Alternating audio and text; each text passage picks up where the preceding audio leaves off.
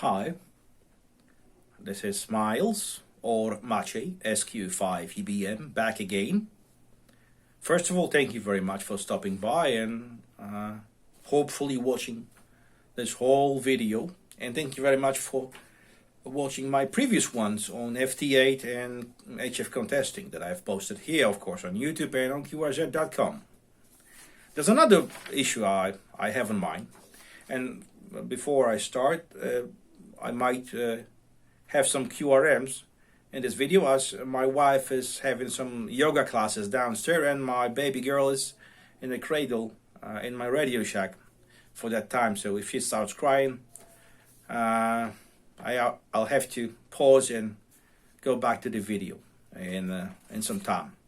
Anyway, there's another thing, circling in my mind, and it's about QSLing, LOTW and stuff like that. Maybe I have a distorted vision of amateur radio in the aspect of QSLing, but I think that it's first of all a good taste, a proper ham spirit to QSL in the best possible way. Because people are chasing DXCCs for the DXCC certificate, so am I. So I might be biased by my urge to get as many as possible. But anyway, we have the 21st century right now. We have the LOTW, which is something great. The American Radio Relay League. By the way, such a hard combination of words. Did something amazing, and I thank you guys for all of that you do. It's it enabled me to get my certificates, etc., etc. So QSLing via the LOTW, uploading your log to that service is, in my opinion, one of the things that makes you a good person, a good ham. Of course, I do collect QSLs. All of them are stored in photo albums and treated with respect. Some are on the display in my Radio Shack. And I think that QSLing via the Bureau and Logbook of the World are the best ways. You can of course QSL direct. If you give a chance to someone, okay, I can send you via the Bureau, but it will take some 5, 10, 7 years. I can QSL direct. It's going to be about 2 USDs, 2 green stamps. And you're going to have my QSL in a month. But I also upload to LOTW, so you don't have to pay, you don't have to wait for the QSL via the Bureau. If LOTW is enough for you, I'm uploading there. That's fine. That's just great. But if you are telling someone that, screw you, I'm not going to QSL via the Bureau, or, of course, excluding that case that you don't have a Bureau in a country, I can only QSL via direct, and you have to pay me $2, $3, $10, and about that, $10 per QSL guy. There's a station in Iran. I remember him QSLing via the Bureau back in the days, before he found out that being a real dick is good for business. So $10 US. What else? A blowjob for a QSL? And I'm refusing to use LOTW. Why? Because I say so. I'm refusing to use LOTW. You gotta pay me now. Ain't that extortion? Ain't that being a dick? Ain't that being mugged? Those stations are very often using the monopoly of being the only ones active in a certain entity. And again, maybe it's me who's being an asshole about this issue, and you think that's fine. But that's just my opinion. That's how I feel about it. You don't have to feel the same way. There are stations, for example, the SO1WS in Western Sahara. He states on his QRZ.com, no LOTW, no LOTW. Well, I've heard otherwise. So I've paid that €4. It ain't much. And a day or two after, I got a bunch of confirmations on LOTW. Magically, somehow magically, those €4 via PayPal broke that guy's LOTW phobia, and he remembered how to upload to LOTW. So how can I respect that person? If you say that you don't use LOTW, don't use it. Your way of proceeding, not mine. But if you say that you don't use it and you use it after getting few bucks, then you're a dick, in my opinion. Many of us are chasing those DXCCs. And, there are, of course, excuses I've heard all the time. I've seen it all over the place. I have a bad internet connection. I live on a remote island somewhere in the DARC area. I don't have a PC. My PC is broken. But if I see the same guy running digital modes, so you do have your PC working fine, and you have an internet. Well, you have an interface.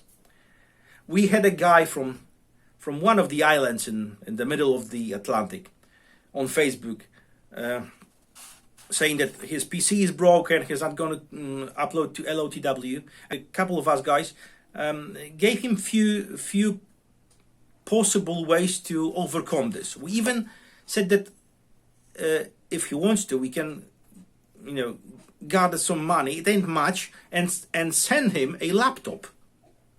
He just needs to ask for help. And he went silent somehow, because then using LOTW would be bad for business, right?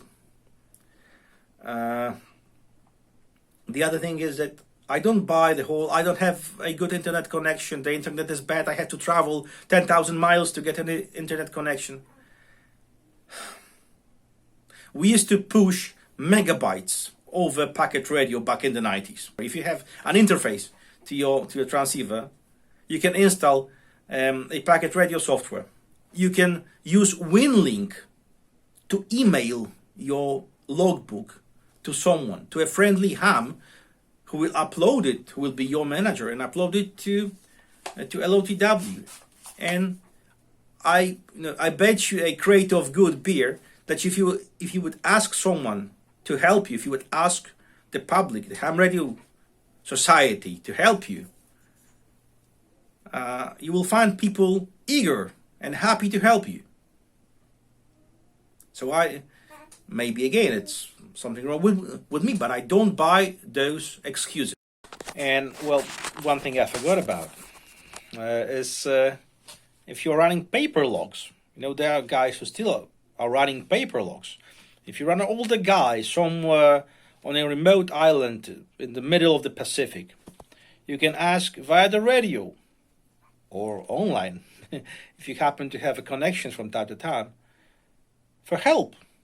Ask guys, the ham radio community, could you or would you be so kind to help me transferring my paper log into EDIF file, into computer file, so then I would be able to somehow upload it to LOTW.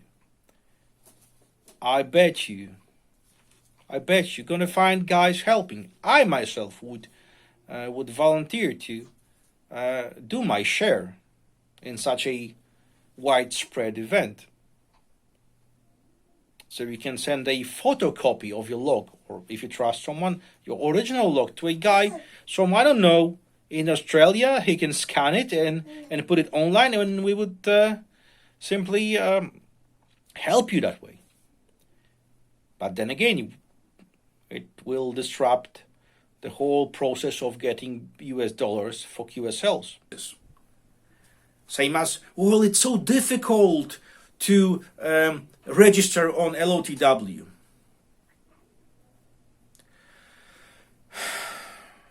I'm not the most technical person in the world. I'm blonde, you see. And I've managed to do it. So I don't, it's an excuse I don't buy. If I've managed to do it, being a total lame PC operator, then anyone can do it. If you are unable to, you can ask guys on ham radio to help you. And they will. They will. People will help you. But then you will not be able to request dollars for QSLs. So might that be the issue? And we of course do have some DXCCs active in the contests, and there's the same issue. Quite often I've heard from, same as I did, same as my friends did, I've heard from many guys that they are taking part in CQ contests or ARRL contests to gain DXCCs. And many of those DXCCs are the same guys who refuse to QSL via the LOTW. And the excuse is, my internet is bad. But you have to upload your log for the contest via the internet. So stop bullshitting me. So I have a wild idea. Maybe